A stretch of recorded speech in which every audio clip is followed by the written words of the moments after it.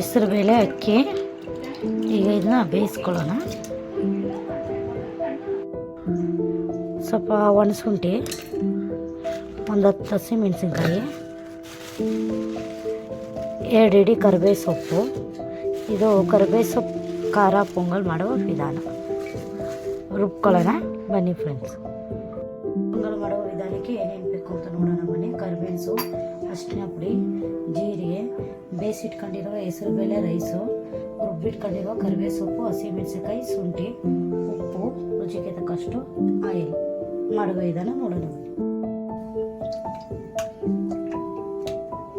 4 spoon ಎಣ್ಣೆ ಹಾಕಕ್ಕೆ ಬನ್ನಿ. ಒಗ್ಗರಣೆ ಜೀರಿಗೆ, ಒಂದು 1/4 ಸ್ಪೂನು ಮೆಣಸು,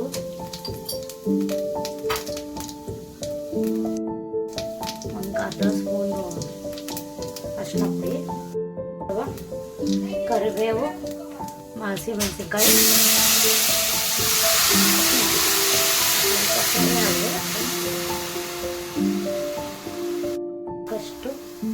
ರುಚಿಗೆ ತಕ್ಕಷ್ಟು ಉಪ್ಪು.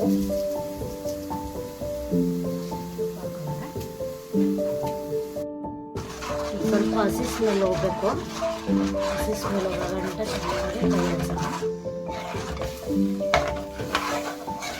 ಮಕ್ಕಳೆಲ್ಲ ಕರಿಬೇವು ಸೊಪ್ಪು ತಿನ್ನಲ್ಲ. ಈ ಥರ ಮಾಡಿ ಕರಿಬೇವು ಸೊಪ್ಪು ಖಾರ ಪೊಂಗಲ್ ಮಾಡಿಕೊಟ್ರೆ ಇಷ್ಟಪಟ್ಟು ತಿಂತಾರೆ. ಈಗ ಬೇಯಿಸಿಟ್ಕೊಂಡಿದ್ರುವ ರೈಸ್ ಮತ್ತು ಹೆಸರು ಬೇಳೆ ಮಿಕ್ಸ್ ಮಾಡ್ಕೊಳ್ಳೋಣ.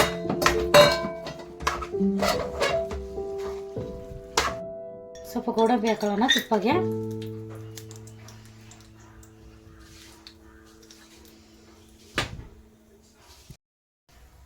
ಮನೆಗೆಲ್ಲ ಖಾರ ಪೊಂಗಲ್ಗೆ ಹಾಕೊಳ್ಳೋಣ. ಫೈನಲ್ ಟಚ್ ಆಯಿತು.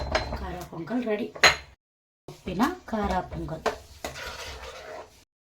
ಬನ್ನಿ ಫ್ರೆಂಡ್ಸ್, ಕರಿಬೇವಿನ ಖಾರ ಪೊಂಗಲ್ ರೆಡಿಯಾಗಿದೆ.